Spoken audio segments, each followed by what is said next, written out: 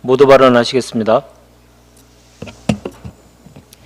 조국혁신당 대표 권한대행 김선민입니다. 국민의힘 의원들이 어제 농성에 들어갔습니다. 법원이 발부한 내란 수사 압수수색을 맡고자 국회에 눌러앉았습니다. 영장 기한이 끝날 때까지 대기한다고 합니다. 윤석열 체포영장을 가로막던 50명을 넘어 소속 의원 전원이 때를 지어 버티고 있는 것입니다.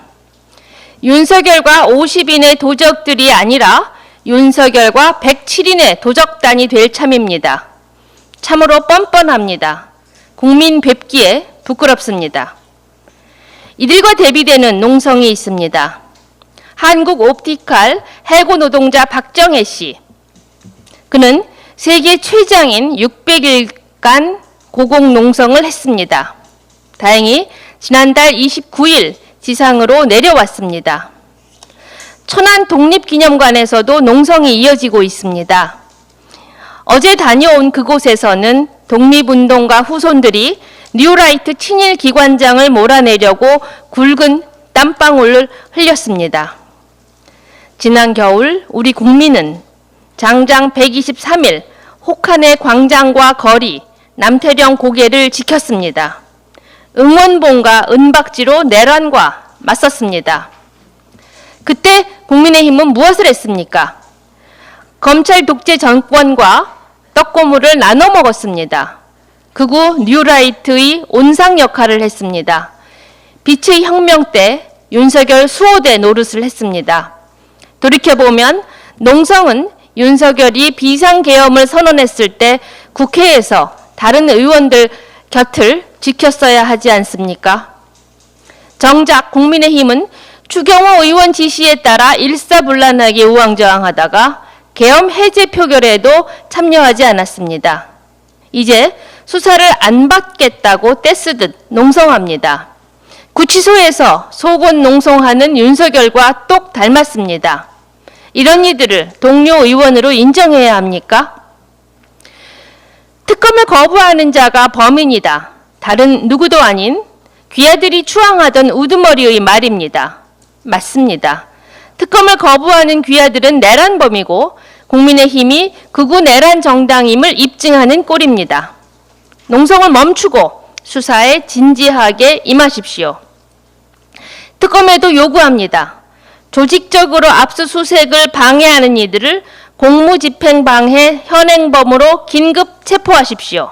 조국혁신당은 이 내란 정당 국민의힘을 반드시 해산시키겠습니다. 이 말이 우습게 들립니까? 1년 반 전 우리가 3년은 너무 길다라고 했을 때 귀하들은 비웃었습니다. 그 결과가 어떤지 한번 반문해 보시기 바랍니다.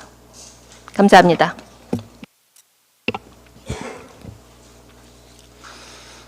원내대표 소황길입니다. 내란정당 국민의힘의 적반하장식 난동이 극에 치닫고 있습니다.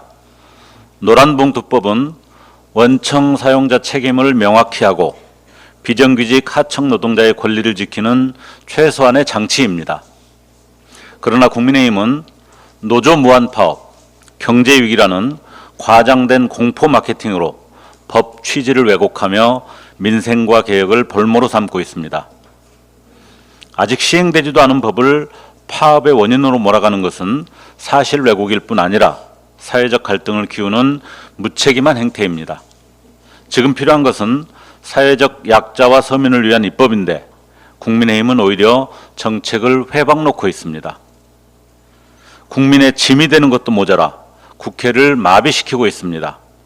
장동혁 대표는 내란 정당물이 종시기를 운운하고 송원석 원내대표는 야당 말살을 외치지만 국민이 기다리는 것은 내란 정당 종시길입니다. 국민의힘은 이 모든 것을 정치보복이라 호도하며 진실을 회피하려 합니다. 아무리 소리쳐도 내란 주요 임무 종사 혐의를 결코 가릴 수 없습니다. 내란 특검을 포함한 3대 특검은 국민 다수가 지지하는 국가적 과제입니다. 조국혁신당은 이미 국민의힘 국회의원 내란범죄 혐의 수사 촉구 결의안을 발의했습니다. 이 결의안의 조속한 상정과 채택을 우원식 국회의장님께 다시 한번 강력히 요청드립니다. 법적 판단을 회피하려는 기만적 책략으로부터 국회의 헌정적 권위를 지켜주십시오. 50인의 도적에 대한 특검의 수사는 이제 시작일 뿐입니다. 조국 혁신당은 단 한 명의 도적도 놓치지 않을 것입니다. 국민이 납득할 수 있는 결과를 만들어낼 때까지 끝까지 갑니다. 이상입니다. 예, 최고위원 황명필입니다. 너 몇 살이야? 민증 까? 나이도 어린 게. 술 취해서 시비 붙었다가 사실은 겁먹고 쫀 사람이 마지막으로 꺼내는 게 나이죠. 그걸 국회에서 볼 줄은 몰랐습니다. 나경원 의원이 너 몇 살이야를 말하기 위해 초선은 가만히 있어를 외치더군요. 술 먹다가 쫀 동네 아재도 아니고 갑자기 웬 선수 드립입니까? 낮술 드셨습니까? 주진우 초선과 신동욱 초선은 자당 중진호 의원의 말이라 합주기가 된 것 같던데 옆에 앉은 곽규택 초선은 눈치 없이 계속 떠들더군요. 떠든 사람 곽규택. 다들 우리 박은정 의원에게 많이 쪼셨나 봅니다. 하긴 그럴 법도 합니다. 박은정 의원이 어떤 분입니까? 어려서부터 교육을 잘 받았습니다. 외할머니는 조용하고 조신한 여대생이 이화여대에서 공부하는 동안 함께 살며 보살펴 주셨습니다. 서슬퍼런 시기에 외할머니 손을 잡고 민주화운동에 참여한 여대생의 뜨거운 정의감은 검사가 되어서도 여전했습니다. 이런 정의로운 검사에게 아내의 일로 전화한 것이 나경원 의원의 남편이죠. 남편 김재호 판사는 검찰에서 내가 전화를 했을 가능성은 있지만 그렇다 해도 기소 청탁이 아니라 처의 억울한 입장을 전달한 수준이었을 것이라고 진술했습니다. 이게 무슨 소리입니까? 전화를 했으면 한 것이지 했을 가능성이 있고 아마도 그런 수준이었을 것이라니요. 그리고 이런 말을 믿고 기소를 안 한 검찰은 또 뭡니까? 정의로운 검사에게 청탁했으니 씨알도 먹히지 않았습니다. 검사 박은정은 법무부 감찰 담당관으로서도 윤석열 당시 검찰총장에 대한 감찰과 징계를 주도하며 강단 있는 태도를 보였습니다. 그 결과 친정집과 휴대폰 압수수색을 당하고 해임되었지만 우리 조국 혁신당 국회의원이 되어 윤석열 정부를 끝장내는 데 혁혁한 공을 세웠습니다.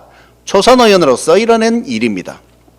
반면에 나경원 의원의 초선 시절은 어땠을까요? 이명박의 BBK 설립과 관련해 빼박 증거 영상이 나오자 주어가 없다라고 했습니다. 바이든 날리면은 이미 이때부터 태동했던 것입니다. 자위대 창설 50주년 행사에 참석했습니다. 초선이라 아무것도 몰라서 참석했습니까? 다른 초선들에 비해 판단력이 떨어지는 것이겠죠. 초선부터 싹수가 놀았던 분인데 다선이 된다고 소똥에서 꽃이 피겠습니까?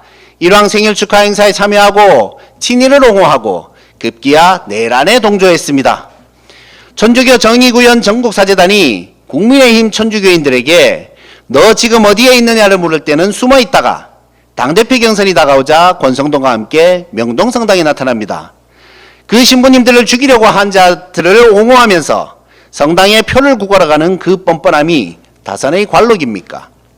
당내 선거에 나갈 때는 초선들에게 개혁적이고 소신 있게 하라고 하더니 당내 선거에 떨어지고 나자 아무것도 모르는 초선은 가만히 앉아 있어라고 합니다.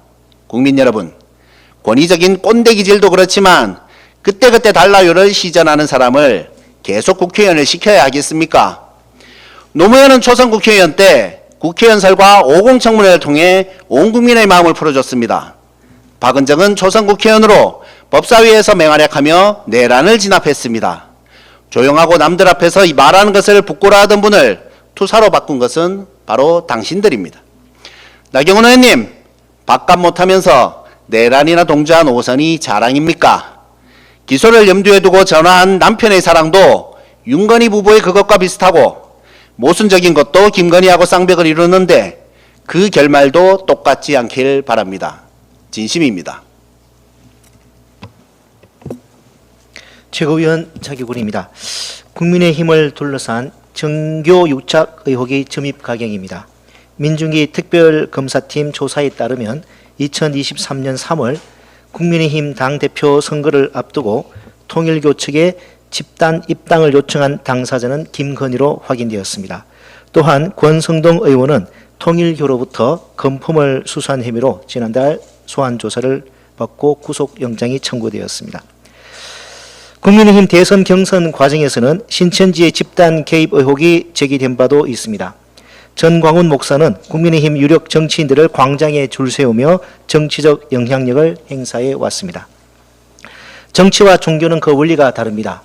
종교가 하나의 신념으로 일치된 세계관이라면 정치는 이해관계를 조율하고 관용과 자제, 더 나은 결론을 위한 다양성의 세계관을 기반으로 합니다.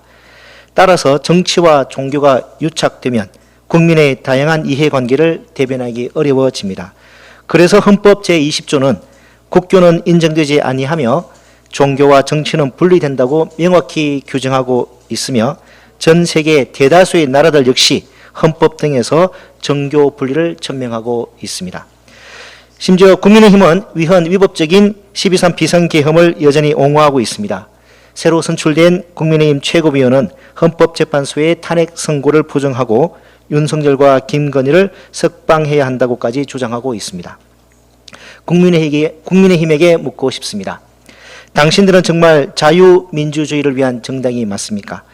당신들이 원하는 것은 야당이 마음에 들지 않는다고 대통령이 비상계엄을 마음대로 선포하고 종교가 정치를 지배하여 합리적 이성이 질식하고 그리하여 지동설을 말하면 목숨을 내놓아야 했던 중세 암흑시대로 돌아가는 것입니까?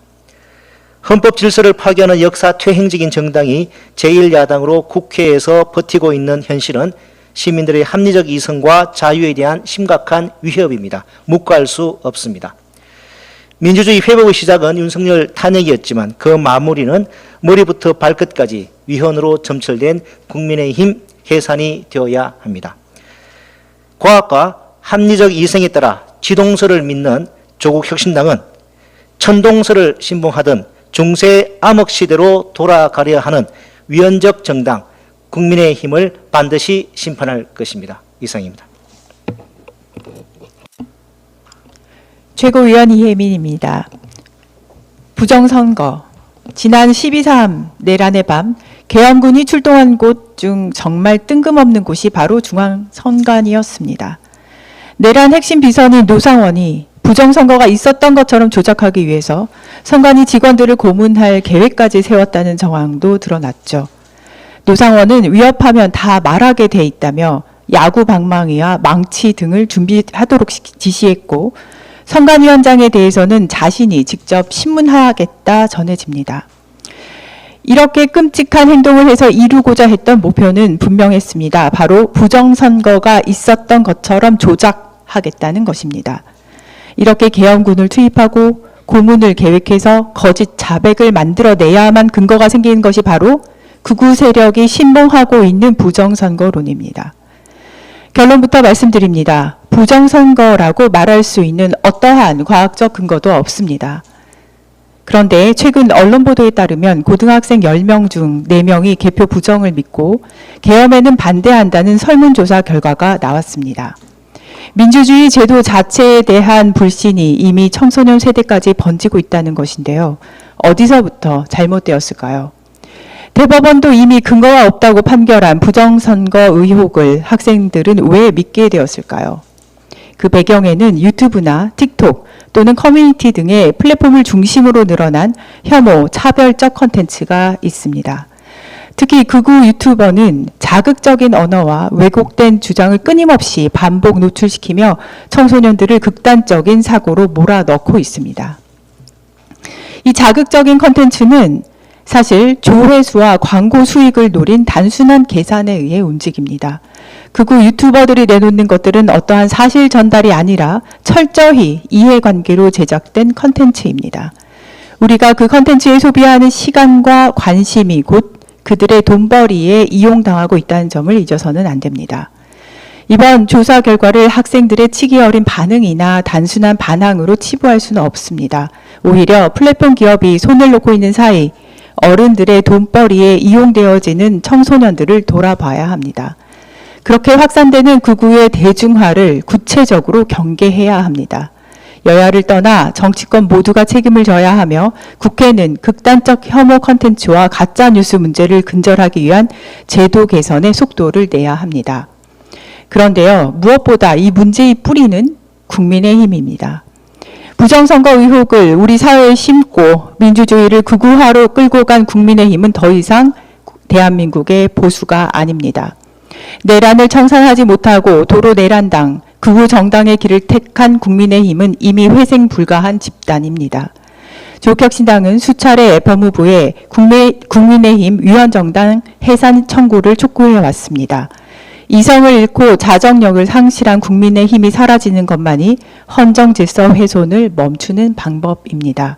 조국혁신당은 민주주의를 지키고 미래 세대를 보호하기 위해 끝까지 최선을 다하겠습니다.